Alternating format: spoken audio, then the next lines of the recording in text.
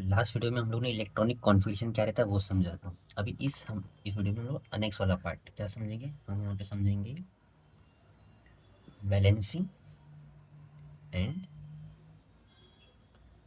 Charge क्या होता है। आज का ये इंपॉर्टेंट टॉपिक रहेगा हमारा, valency and charge. Okay, again अब समझने का ट्राई करते हैं क्या होता है वैलेंसी। तो लिख लेते हैं इसको वापस, VALENCY वैलेंसी। देखो डिफाइन करने के लिए इसके बहुत अलग अलग वे है, बट हम जी थोड़ा एक सिंपल सा डेफिनेशन है वही पढ़ेंगे। क्या होता है, total number of bond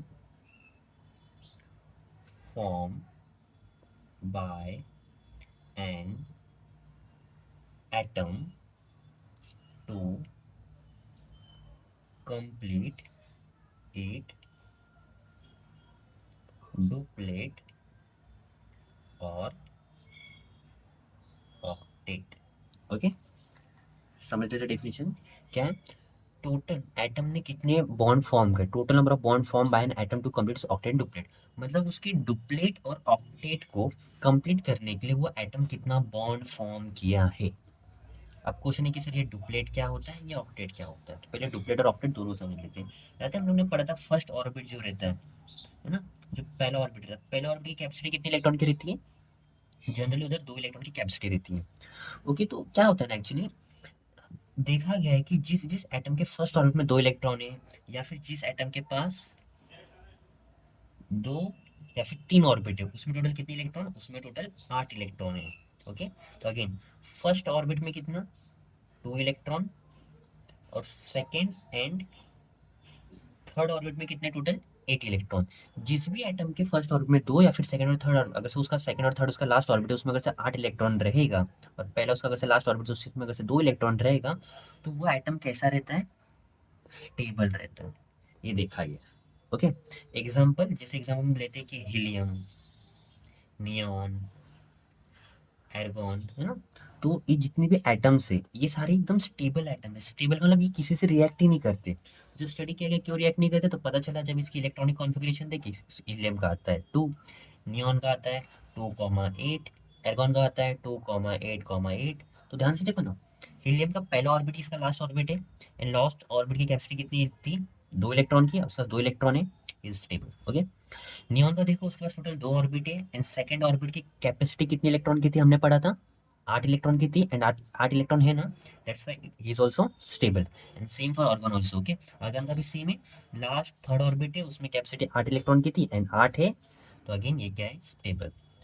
okay, again बहुत सारे बच्चों को एक डाउट आ सकता है कि सर थर्ड ऑर्बिट में तो इलेक्ट्रॉन 18 आ सकता है। हाँ वो 18 आता है, बट वो अलग कंसेप्ट है। हम जनरली एज कम डुप्लेट और ऑक्टेट थ्योरी के हिसाब से पढ़ रहे हैं, तो आपको ये लेके चलना है, ठीक है। ओके, तो ये स्टेबल वाला कंसेप्ट समझा कि बहुत सारे एलिमेंट जो मीन्स एटम, जो हमारे पास टोटल कितने एलिमेंट्स हैं, हमारे पास टोटल 118 एलिमेंट्स हैं, 118 से ज़्यादा ही। बट 118 के 118 एलिमेंट स्टेबल नहीं होते, उसमें से बस कुछ कुछ एलिमेंट ही स्टेबल होते हैं। वो स्टेबल क्यों होते हैं, because of such electronic configuration. Okay, तो ऑब्वियस सी बात है, अगर से इतने स्टेबल है तो जो बाकी एलिमेंट है जो अनस्टेबल है तो वो भी क्या करेंगे, अनस्टेबल एलिमेंट भी ट्राई करेंगे क्या होने का, स्टेबल होने का। समझ में आया। तो अनस्टेबल एलिमेंट स्टेबल होने का ट्राई करेंगे। तो अनस्टेबल से स्टेबल होने के लिए अगेन उन लोग को क्या करना पड़ता है, एक तो उन लोग को इलेक्ट्रॉन लेना पड़ता है, देना पड़ता है, या फिर इलेक्ट्रॉन की शेयरिंग करनी पड़ती है। तो इलेक्ट्रॉन का लेना देना फिर इलेक्ट्रॉन की शेयरिंग करने से उन लोग को क्या फॉर्म करना पड़ेगा, उनको बॉन्ड फॉर्म करना पड़ेगा। अगर से बॉन्ड फॉर्म होगा तब जाके वो क्या होने वाले, स्टेबल। ओके, तो अगेन कोई भी एटम्स कितना बॉन्ड फॉर्म करता है, अगेन क्या किसी एटम को स्टेबल होने के लिए 1 इलेक्ट्रॉन चाहिए, 2 चाहिए, 3 चाहिए, कितना चाहिए, उस हिसाब से वो जो भी बॉन्ड बनाएगा उसी को हम लोग क्या बोलते हैं, वैलेंसी। अगेन वैलेंसी क्या है सर, कोई भी एटम डुप्लेट और ऑक्टेट इनडायरेक्टली क्या मैं ऐसा बोल सकता हूँ, स्टेबल होने के लिए, है ना। तो कोई भी एटम स्टेबल होने के लिए जितने बॉन्ड फॉर्म करता है उसी को हम क्या बोलते हैं, वैलेंसी। अब इसका एक एग्जांपल से समझने का ट्राई करते हैं। जस्ट अगेन हम एक एग्जांपल लेंगे ऑक्सीजन का। ऑक्सीजन, ओके, ऑक्सीजन का एटॉमिक नंबर क्या है सर, ऑक्सीजन का एटॉमिक नंबर 8 होता है। इसका इलेक्ट्रॉनिक कॉन्फ़िगरेशन क्या है, अब इलेक्ट्रॉनिक कॉन्फ़िगरेशन जो एक वीडियो पहली बार देखा तो लास्ट वीडियो मैंने एक्सप्लेन किया, तो आप देख लेना पहले। ओके, तो इलेक्ट्रॉनिक कॉन्फ़िगरेशन क्या होता है सर? वो total number of electron present in each orbit of an atom. तो ऑक्सीजन का एटम नंबर 8 है, पहले ऑर्बिट में कितना इलेक्ट्रॉन? पहले में 2। अब बचा कितना सर? 8 में से 2 आ गया, 6 बचा है, तो 6 हम लिख लेंगे, हाँ कैपेसिटी 8 की है। पर ध्यान से देखो ना, क्या ऑक्सीजन स्टेबल है क्या 2,6 इलेक्ट्रॉनिक कॉन्फ़िगरेशन के साथ? तो आंसर है नहीं सर, ऑक्सीजन कैसा है? अनस्टेबल। सर क्यों अनस्टेबल है? क्योंकि ऑक्सीजन स्टेबल होने के लिए उसका जो लास्ट ऑर्बिट है, लास्ट ऑर्बिट मतलब ये सेकंड वाला ऑर्बिट, उसमें कितने इलेक्ट्रॉन होने चाहिए थे? उसमें होने चाहिए थे 8 इलेक्ट्रॉन। पर कितने हैं उसमें? सिर्फ 6 है। समझ में आया?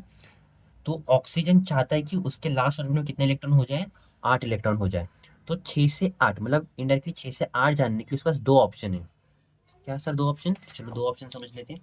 पहला ऑप्शन ये है, जैसे इलेक्ट्रॉनिक 2,6 है, तो पहला ऑप्शन ये कि वो किसी और से दो इलेक्ट्रॉन ले ले। अगर से किसी से दो इलेक्ट्रॉन वो लेता है तो 6 7 8 टोटल 8 हो जाएगा, मतलब 2,8 हो जाएगा। एंड 2,8 वाला इलेक्ट्रॉनिक कॉन्फ़िगरेशन कैसा है? स्टेबल है, तो ऑक्सीजन स्टेबल हो जाएगा। या फिर दूसरा ऑप्शन ये भी है कि वो 6 के 6 इलेक्ट्रॉन किसी और को दे दे। सर इससे क्या होगा? अगर से वो 6 इलेक्ट्रॉन दे देगा तो इलेक्ट्रॉनिक कॉन्फ़िगरेशन क्या हो जाएगा? सिर्फ 2, मतलब सिर्फ पहला ऑर्बिट, एंड पहला ऑर्बिट ही लास्ट ऑर्बिट बन जाएगा। एंड लास्ट ऑर्बिट की कैपेसिटी कितनी की है? इनडायरेक्टली फर्स्ट ऑर्बिट जो हमारा लास्ट ऑर्बिट है उसकी कैपेसिटी कितनी की? 2 की। एंड 2 इलेक्ट्रॉन है ना, तो भी स्टेबल हो जाएगा। अब दो ऑप्शन है, अब क्या करें? तो अगेन यहाँ पे याद रखना दो तीन बेसिक टर्म, पर मैं डायरेक्टली ट्रिक से बताता हूँ कि जो भी छोटा नंबर है हमको उसके साथ जाना है। छोटा नंबर कौन है? 2 या फिर 6 है? 2। तो इसका मतलब ऑक्सीजन क्या करेगा? ऑक्सीजन 2 इलेक्ट्रॉन लेना पसंद करेगा। तो 2 इलेक्ट्रॉन लेगा, इसका मतलब कितना बॉन्ड बनाएगा? इसका मतलब वो 2 बॉन्ड बनाएगा। इसलिए जो ऑक्सीजन की वैलेंसी है, वैलेंसी कितनी हो जाएगी? वैलेंसी हो जाएगी 2। ये समझ में आया वैलेंसी क्या हुई? अब इसी में साथ में चार्ज भी समझ लो, चार्ज क्या होता है। अब मेरे को ये बताओ, ऑक्सीजन ने कितना इलेक्ट्रॉन लिया? सर इलेक्ट्रॉन लिया उसने 2, बट अगेन क्या लिया ना उसने? लिया कि दिया? दो ऑप्शन, एक तो लेगा या फिर देगा। एंड तीसरा ऑप्शन होता है शेयर करना। ओके, जो एटम इलेक्ट्रॉन को शेयर करते हैं उसके पास कोई चार्ज होता नहीं है। अब जो एटम इलेक्ट्रॉन लेते देते उनके पास चार्ज होता है। ऑक्सीजन ने क्या किया? इलेक्ट्रॉन लिया कि दिया? वो लेके स्टेबल हुआ ना। और क्या लिया उसने? इलेक्ट्रॉन को एक्सेप्ट किया। एंड हमको पता है इलेक्ट्रॉन के ऊपर कौन सा चार्ज होता है? इलेक्ट्रॉन के ऊपर होता है चार्ज माइनस का, मतलब नेगेटिव चार्ज होता है। तो अगर से मैं दूसरे से इलेक्ट्रॉन लूंगा तो मेरे ऊपर नेगेटिव चार्ज आएगा। ओके, तो इसके लिए ऑक्सीजन का चार्ज हो जाएगा -2। ये समझा कि नहीं समझा? अगेन जिसको नहीं समझा, अगेन हम दूसरा वाला एग्जांपल ट्राई करते हैं एंड उसमें समझने का ट्राई करते हैं। ओके, तो अभी हम नेक्स्ट एग्जांपल ले लेते हैं सोडियम का। सोडियम से ट्राई करते हैं। सोडियम का एटॉमिक नंबर क्या है? 11 होता है। उसका इलेक्ट्रॉनिक कॉन्फ़िगरेशन क्या हो जाएगा? इलेक्ट्रॉनिक कॉन्फ़िगरेशन होगा 2 कॉमा 11। 11 में से 2 इलेक्ट्रॉन आ गया। अभी और कितना बचा? और बच गया 9 इलेक्ट्रॉन, है ना? क्या 9 लिखूंगा? सिंपल सी बात है, नहीं सर कैपेसिटी तो 8 की है, सिर्फ 8 लिखो। तो जो एक बचा है वो क्या होगा? वो सर नेक्स्ट ऑर्बिट में जाएगा। ठीक है, समझ में आया? अभी अगेन लास्ट ऑर्बिट कौन सा है? ये लास्ट ऑर्बिट है। लास्ट ऑर्बिट मतलब third orbit, and third orbit में कितना इलेक्ट्रॉन होना चाहिए था? सर होना तो 8 चाहिए था। तो अगेन अब 8 करने की दो ऑप्शन है। एक तो बाहर से 7 इलेक्ट्रॉन लेना पड़ेगा, या फिर ये एक किसी को दे दे, या फिर एक दे देगा तो निकल गया, ये लास्ट ऑर्बिट बन जाएगा। एंड लास्ट में 8 है तो भी स्टेबल। तो दो ऑप्शन है। आपको दो चीज़ें बताया हूँ, कैसे याद रखना है।